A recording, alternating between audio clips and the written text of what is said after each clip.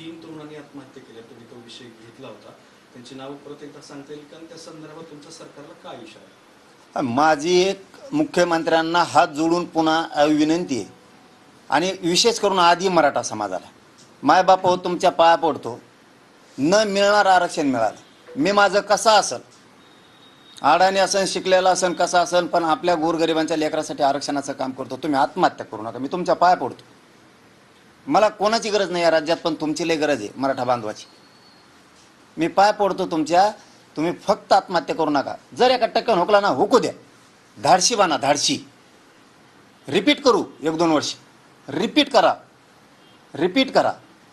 नका आपल्या आईबापापासून लांब जाऊ. आपल्या आईबापाला कोणाचा आधार नाही हा दुसरा. माझे हात जोडून विनंती, पुन्हा कुणी नाही. बीडला आत्महत्या झाली, अतुल भैया कवचटांनी, राणीताईंना बदनापूरला केली, काळे भैयानं आपल्या एकदा शिल्लोडला केली. तुम्ही आत्महत्या नका करू. नसल आरक्षण, तुम्ही यावेळी हुकलात, तुमचा दोष नाही. तुमचे आईबापा कष्ट करून तुम्हाला पैसे पुरवतात. तुम्ही स्वप्न बघितलेलं असतं की मला नोकरी लागावी.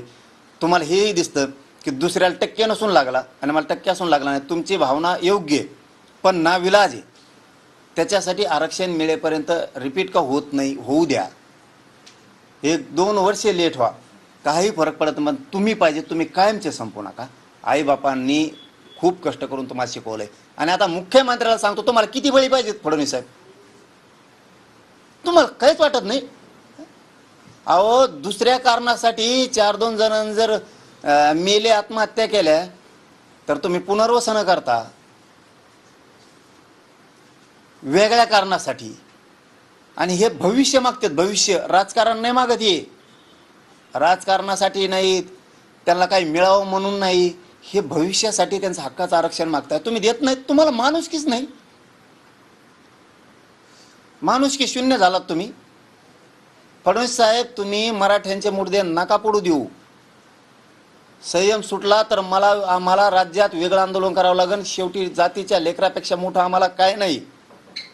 तुम्हाला थोडं तरी वाटायला पाहिजे. तुमच्या घरातल्या लेकरासारखं आमच्या घरातलं लेकरू का समजत नाही तुम्ही आरक्षणाच्या बद्दल? असू दे, तुम्हाला काही द्वेष असेल, राग असेल तर ते नंतर बघा ना.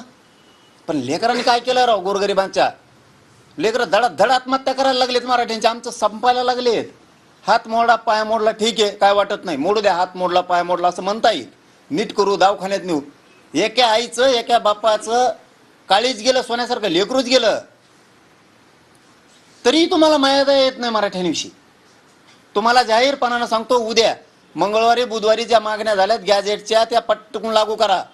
त्या शिंदे समितीला कशाला बसून ठेवलं तिथं? साधे जाणून बुजून कामं करत नाहीत. याच्या तुमच्यामुळे आत्महत्या व्हायला लागल्यात. मग आमचे पोरं मग तुमच्यामुळं मरायला लागले. तुम्ही फक्त देतो म्हणता आणि देत नाहीत. याचा अर्थ असा आहे की तुम्ही जाणून बुजून आमच्या मराठ्यांच्या पोरांच्या आत्महत्यात सुद्धा राजकारण करायला लागला. त्यांच्यावर नको हो खेळू, त्यांच्या बलिदानावर नका खेळू. मी हात जोडून सांगतो तुम्हाला फडणवीस साहेब, त्यांच्यावर कशाला राजकारण करता? त्यांच्या बलिदानावर कशाला ते टाळीवरचं लोणी खाल्लं असं?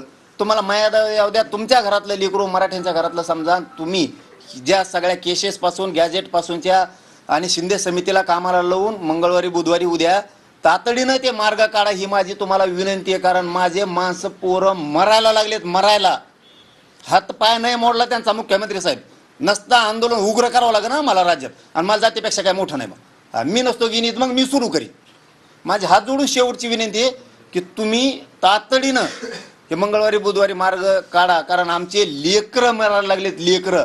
आणखीन आत्महत्यांचे पैसे द्यायला तयार नाहीत. तुम्ही जाणून बुजून मराठ्यांना वेठीस धरू नका. तुम्ही समजून घ्या. जर संयम सुटला, कारण फरकार काहीच बघणार नाही. आणि मराठा बांधवांना विनंती आहे, लेकरा हो, नका रे आत्महत्या करू. तुम्ही आरक्षणच देतो, दम धरा. हो दे, रिपीट 1 वर्ष रिपीट होईल. फक्त इथून पुढं मराठ्यांच्या पोरांनी आत्महत्या करू नका. आईबापासाठी तुम्ही गरजेचे आहेत, माझ्यासाठी गरजेचे आहेत. माझा शब्द ऐका, फक्त आत्महत्या करू नका. पाटील वडेट्टीवार असं म्हटले की प्रत्येक ठिकाणी जरांगे पाटलांनी समोर यायची गरज नाही. काय?